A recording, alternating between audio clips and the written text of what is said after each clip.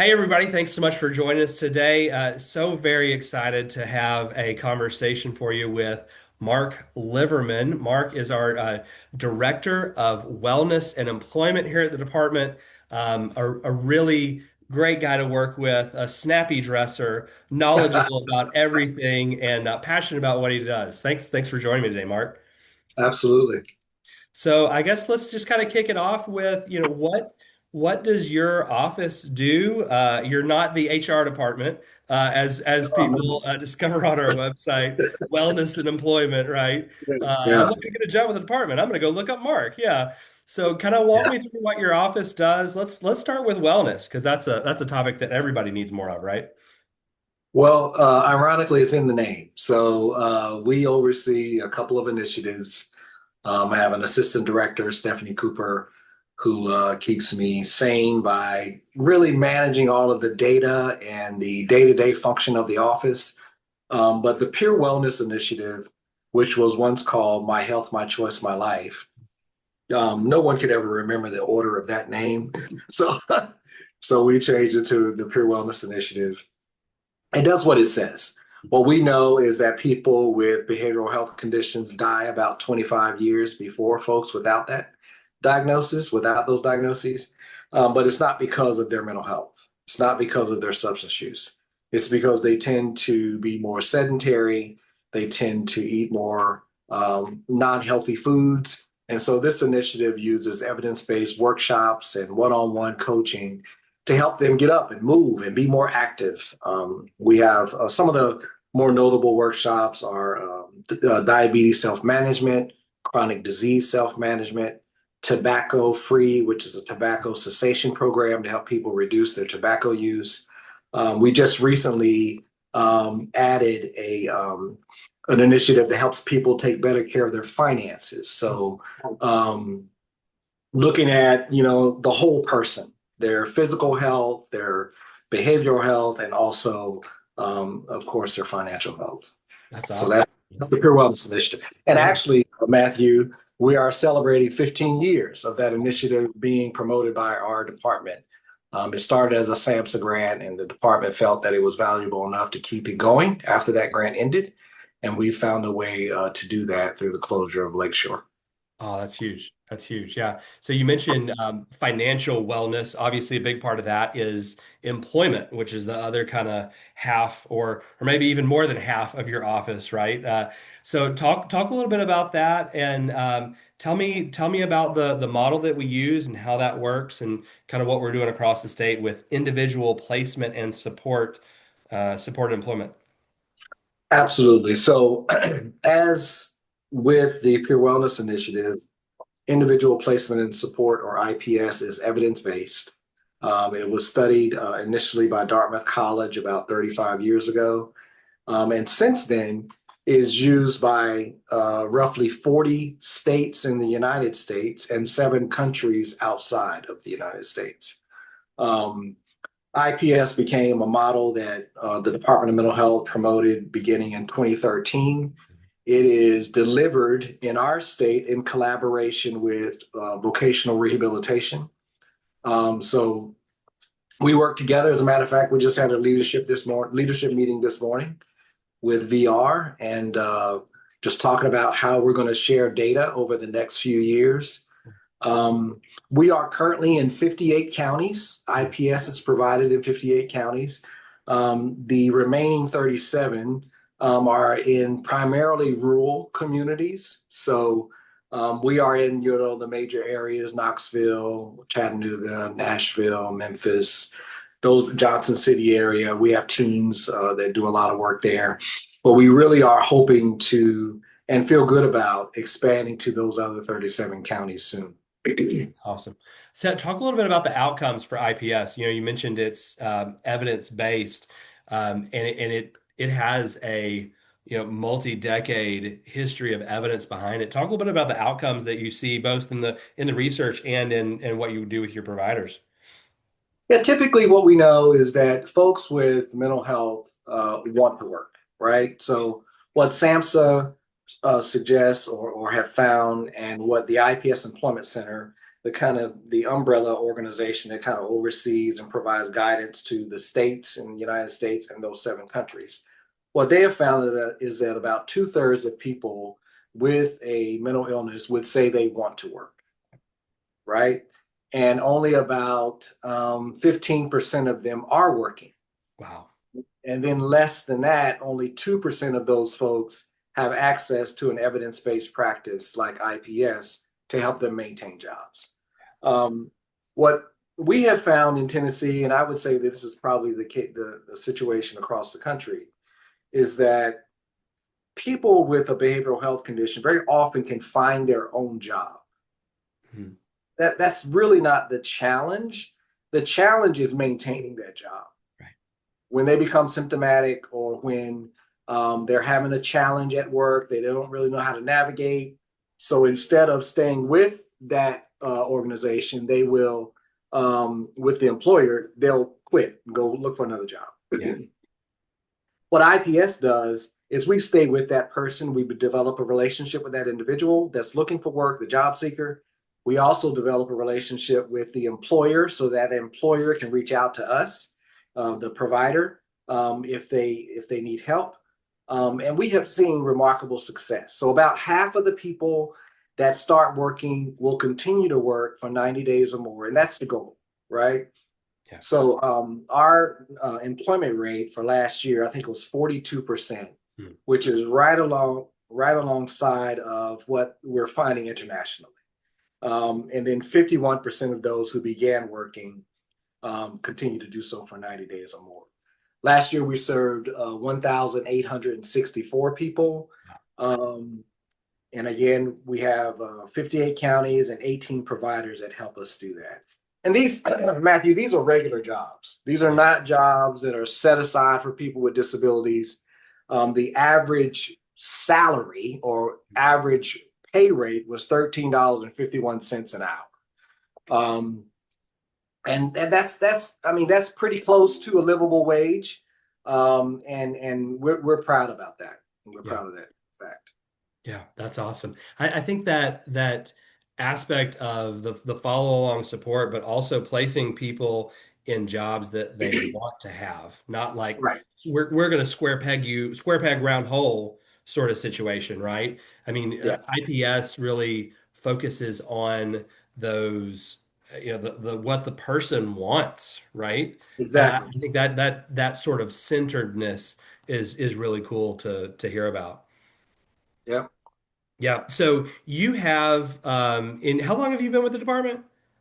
I've been with the department since September of 2018. So Wow. Wow. So 7 years now. Yeah. yeah, So yeah. under your leadership, your office has grown. You've gotten an assistant director, Stephanie Cooper, who is amazing to work with, and Yes. IPS has really grown. Talk a little bit about, where IPS was in Tennessee 7 years ago, and you mentioned more than 1,800 people supported in the last state fiscal year. Tell us a little bit about where we've been, where we're going.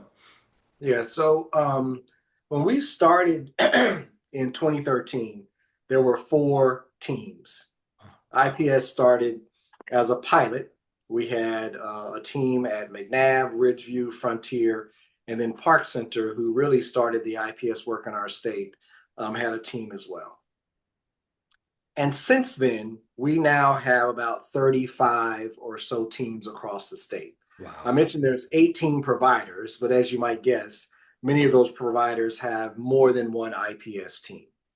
And they really are the stars in this work because without them, we couldn't reach the citizens of Tennessee with IPS. So I applaud all of our providers. We're adding 2 or 3, probably a year, Nice. folks that find out about IPS. We just had our Wellness Through Employment conference a couple of weeks ago.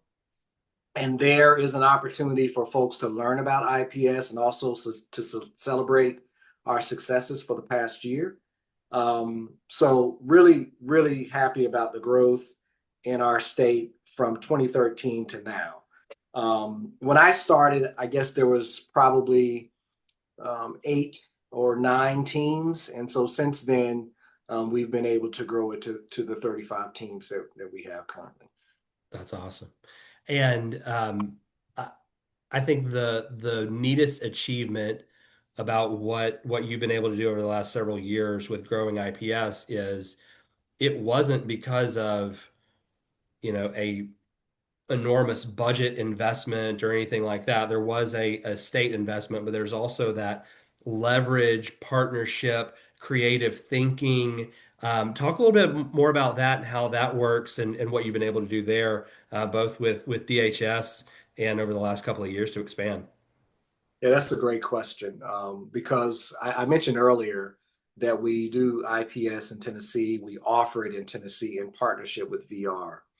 And for years, that meant that the Department of Mental Health kind of, bore most of the weight. They had most of the financial investment in the model. But since 2022,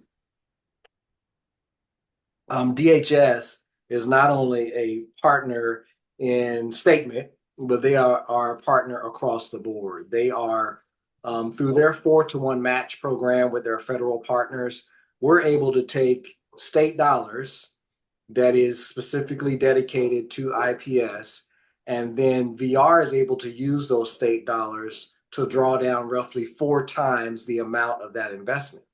So it's not costing the state of Tennessee very much Mhm. um, to expand the way that we have. We have roughly about 140 employment specialists or direct care people across the state that do this work. And we're only able to do that, have that many people involved in it because of our 4-to-1 match program with VR. We pitched the idea to them probably um, I guess in 2021 or 2020. And it took us until 2022 to figure it out, but Mhm. we did. And we just signed another contract with them for another 3 years to continue to expand our work. So valuable, valuable partners. And we were just talking this morning in the leadership meeting that it is really like a family. Mhm. Our relationship with VR. I'm really, really proud of our partnership. That's awesome. That's awesome. All right. Well, that ends the friendly portion of the interview. Now we're going to get down to business.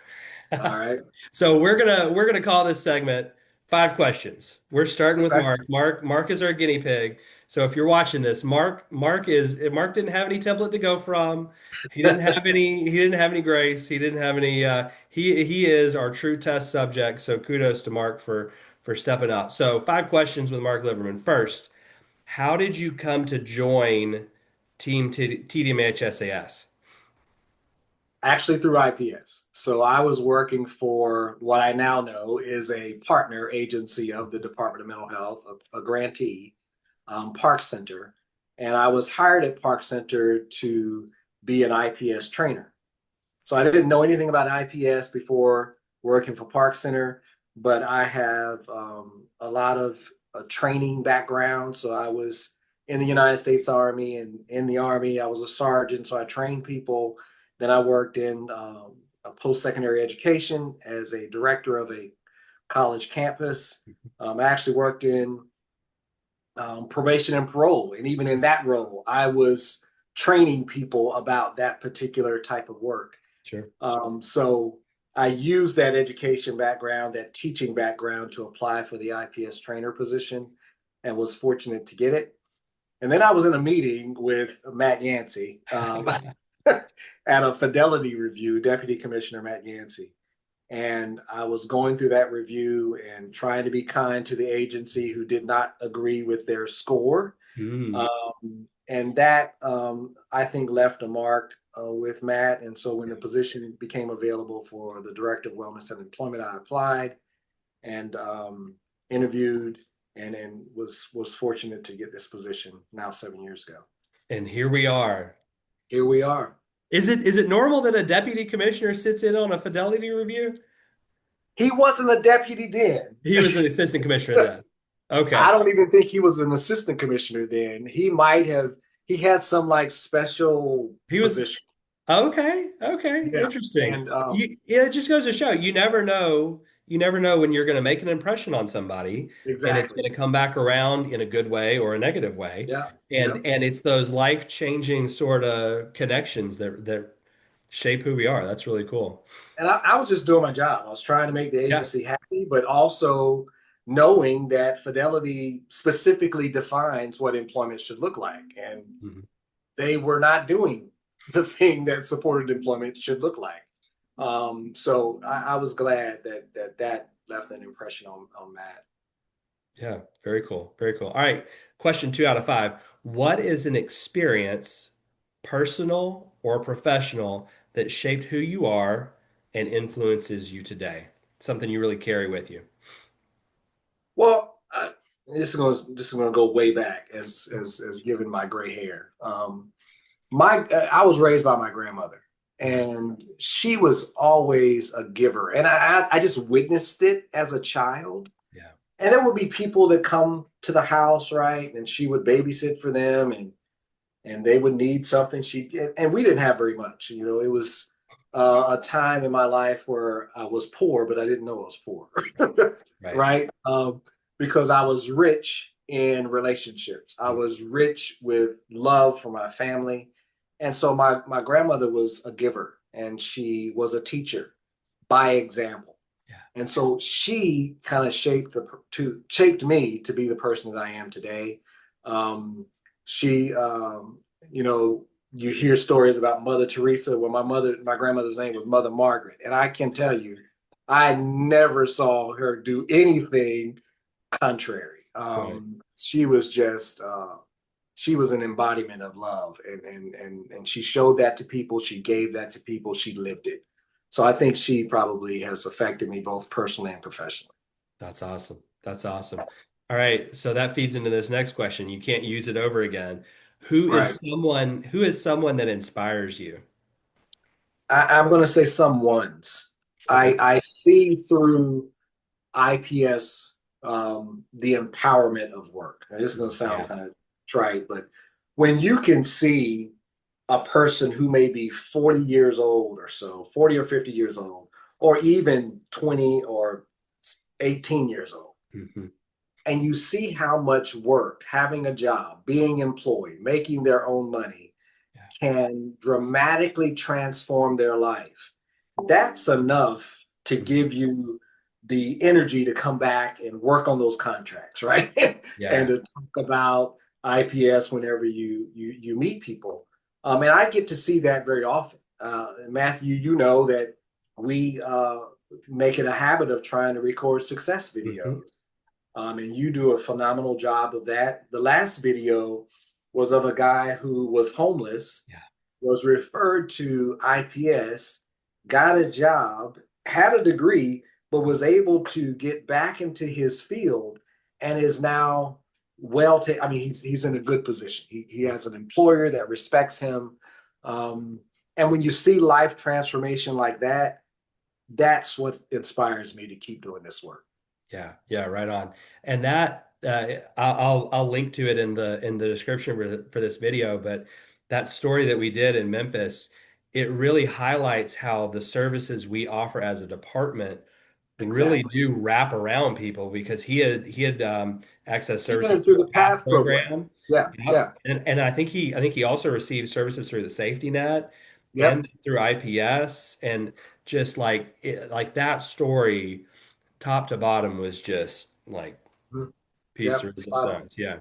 Yeah. Yep. Yeah. All right. So next question. What's the best part of your job? Okay, it's gonna sound trite, but I've worked at a lot of places. So You I have. mentioned You have. You've been around the world, man. I Literally. mentioned Yeah. I mentioned being in the military. I mentioned working in post-secondary education, in parole. Um, I really have found behavioral health to be a healthy place to work. I you hear from other people and the jobs that they have that people say, hey, take care of yourself. You can't care for other people if you don't care for yourself. Can't pour I from an think, empty cup. Yeah. right. I hear all that. But I am a benefactor of that being a reality Right. in behavioral health, specifically and primarily because of my own experience at the Department of Mental Health and Substance Abuse Services. I remember when I interviewed for the job at Park Center, I asked the interviewees, one of which is my peer now. Mm, I said, well, why do you do this work? mm, And they told me a story about a person who, it was a sad story, but how they handled caring for this individual was something I had not seen in previous careers. They said, well, we had a person who had developed terminal cancer, mm. and our team, our agency, my coworkers and I cared for this person, and we did so at the expense of the employer. The employer, that was part of my workday, is to go care for this individual. Yeah. I don't know if that can be done today, but the fact that they were able to do that and they cared enough about their peers, their coworkers, to not only, make sure that the workplace is happy, but also they knew this person was hurting and needed care, and they did it. They did it on work time. Yes. Um, I just found that story to be remarkable. I have found that type of investment in myself from my coworkers. They really do care about what is happening with me and how they can help. I have personal experience with behavioral health from my daughter, and I was able to reach out to coworkers. Yeah. What should I do in this particular instance? And I got advice. Yeah. you know, we're able to make it through that journey because of where I work. And so that's the best part of my job is my coworkers and this team that we've developed, not only in our division, but across the department and Yeah. really across the state through our providers as well. Yeah. Awesome. Awesome. Awesome. Okay. Last question of the five. This is the easiest one or the hardest one. Hard to say. What are you excited about? Well, I completely believe in the Pure Wellness Initiative. I see also life transformation in that work.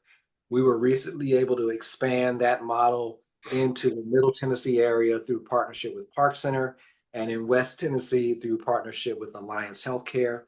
I'm excited about the opportunity of that program growing and reaching more people. And we've found a way to connect the two. Hmm. When you are well, you can work. And Yeah. when you're working, you are working on your wellness, Yeah. right? So that's why we call our conference Wellness Through Employment. So I'm excited about seeing that program continue to grow. And I'm also excited about the opportunity to expand IPS to the other 37 counties. Um, I'm sure there's an acronym about out there about that, 37 in however many years or something, some phrase we can come up with. I'll probably need your help with that. There you go. But I'm excited about those two programs growing because they really do transform lives. And that's what I would like to see more of. So, Awesome. Awesome. Awesome. Awesome. Well, Mark, it's been a pleasure talking with you. Stay hydrated. all right. And Thank you. keep up the great work, man. This has been All right. awesome. Thanks, Matthew. Thank you.